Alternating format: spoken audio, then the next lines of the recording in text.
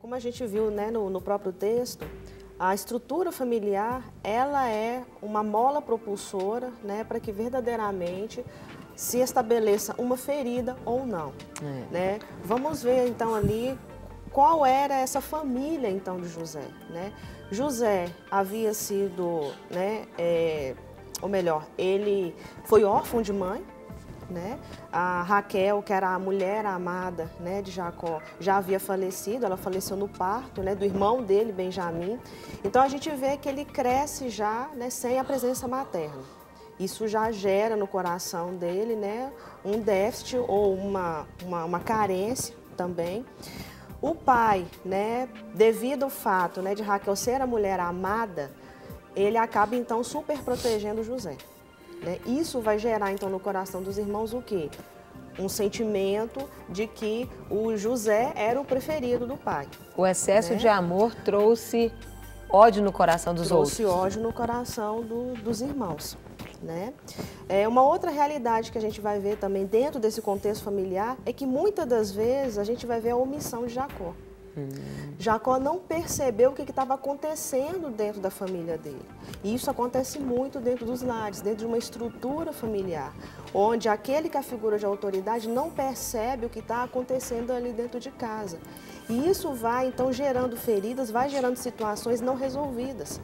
O outro detalhe que a gente vai ver dentro desse contexto é a falta de transparência dos irmãos de José.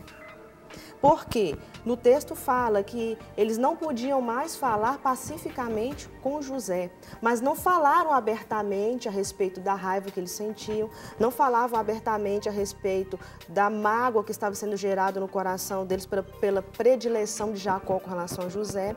Então a falta de transparência vai estabelecer a ferida. A falta de transparência vai alimentar essa ferida e vai fazer com que a ferida aumente cada vez mais. Né? Então a gente vai ver esse contexto familiar, né? De uma omissão paterna muitas das vezes, uma ausência materna devido à perda, né? Uma perda que foi natural, uma perda que, né, foi ali de um parto realmente difícil. Né? Então a gente vai vendo ali a vida de José sendo escrita, né? E a vida de José, que é a vida de muitos de nós também. Muitos de nós também passando pelas mesmas situações. Tem uma coisa interessante, Cris, que vale a pena a gente observar, é o clima de competição que existia dentro dessa estrutura familiar. Então, José... Isso não é coisa nova, então, não, né, pastor? A competição não é algo de hoje, não. Porque José, apesar dele ter sido órfão, né, da mãe, ainda as esposas, elas competiam entre si.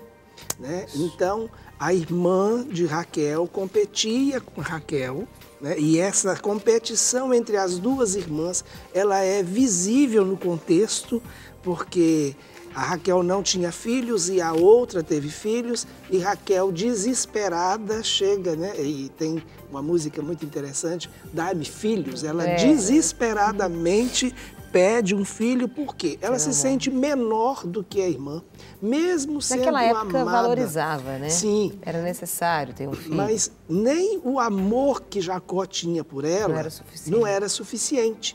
Mas por quê? Porque ela se via em um nível diferente, ela se sentia inferior em relação à irmã. E, consequentemente, a irmã, em muitos momentos, ela deixa isso claro de que ela se achava ser superior porque ela tinha dado filhos a Jacó e Raquel não. Aí nós temos uma outra questão interessante, que é quando elas dão as suas servas. Então, quando Raquel dá a sua serva, aí a outra vem e dá a sua serva também para que a sua serva tenha filhos. E começa essa competitividade entre as esposas. Certo. Então, todos os filhos cresceram nesse ambiente de competitividade. Então, isso acaba trazendo uma atmosfera que propicia muito a ferida. Né? Então, eu não reconheço o valor do outro, eu tenho que fazer alguma coisa para que eu seja melhor do que o outro. Nós vamos ver essa competitividade manifestar na vida dos irmãos.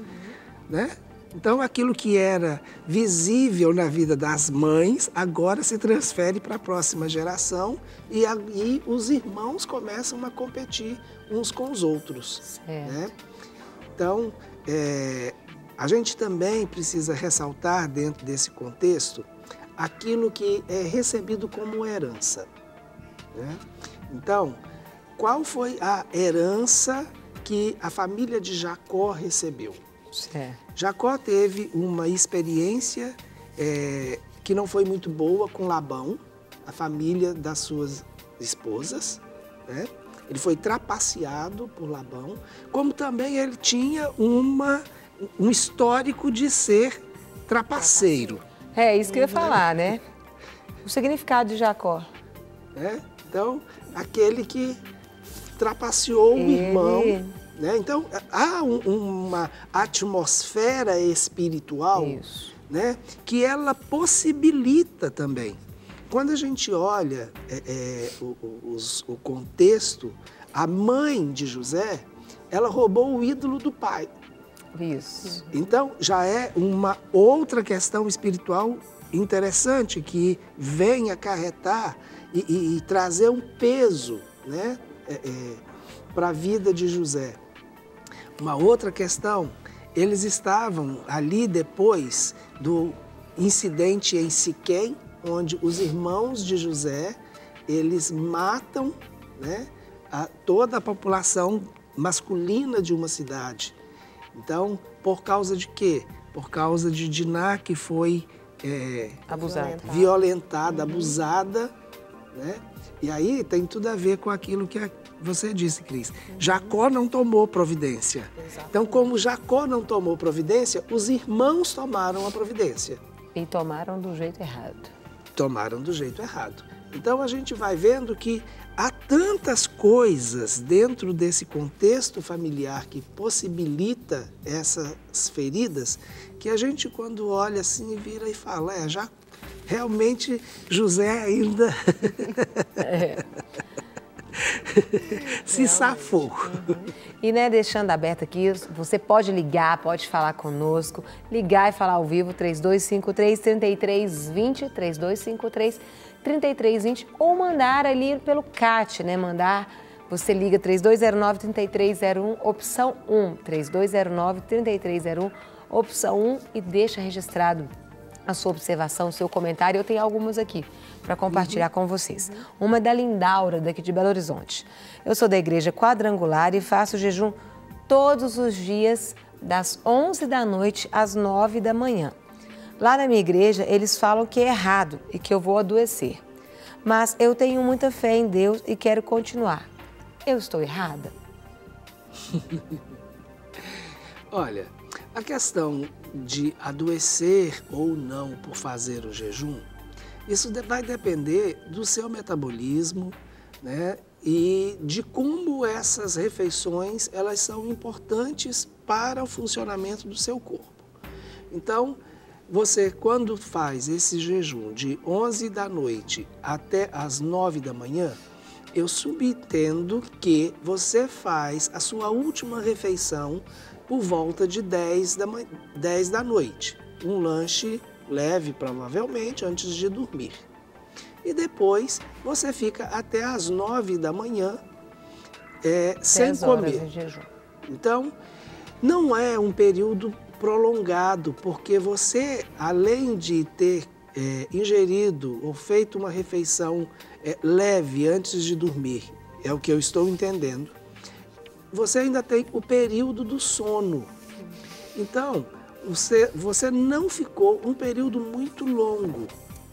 Agora, avaliar isso, se você vai ou não adoecer, isso você precisa realmente procurar um médico para saber como que estão a sua vida, o funcionamento do seu organismo, principalmente o seu sistema endócrino, como que ele reage a isso, né? Porque você acaba acostumando. Tem pessoas que não tomam café da manhã. Eu, por exemplo, não sinto falta do café da manhã. Então, vai de organismo para organismo, né? Eu não sinto falta se eu estiver jejuando. eu gosto muito de sentar na mesa para tomar café da manhã. Mas você sabe que o ideal, né? Os nutricionistas, o pessoal fala que o ideal é você comer melhor o seu café da manhã, ser aquele café bem elaborado, tem um bom almoço e vai reduzindo até a quantidade de comida até a noite, né?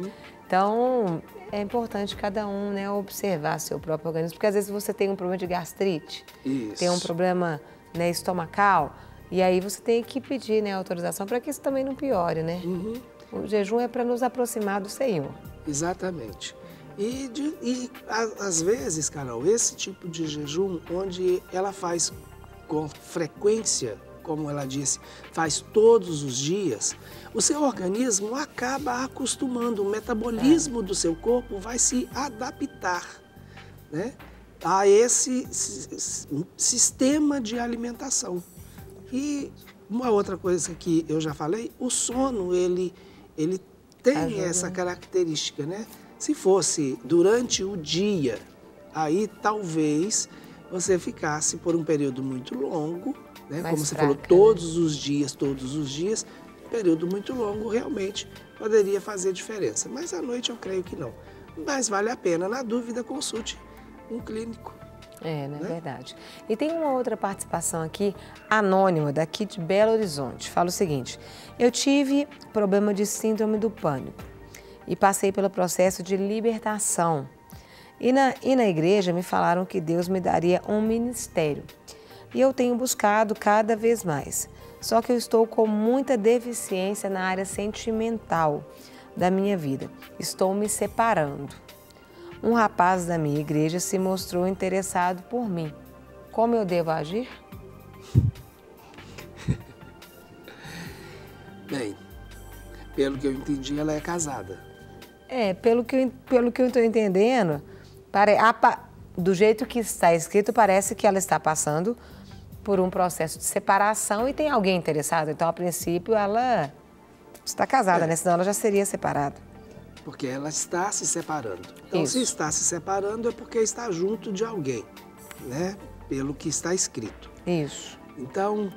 Senão pode até depois enviar outro, né? Arrumando, mas de acordo com o que está escrito, né? A primeira coisa que você precisa fazer é resolver a sua situação atual.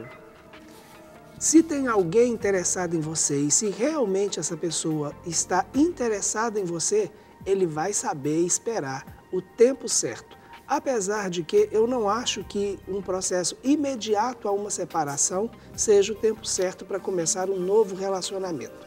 Então, termine primeiro aquilo que você começou, antes de começar outra coisa. E eu vejo aqui também, eu não sei se você, né, tiver uma pessoa, parece que ela é casada, separando, não sei se é de namoro ou relacionamento.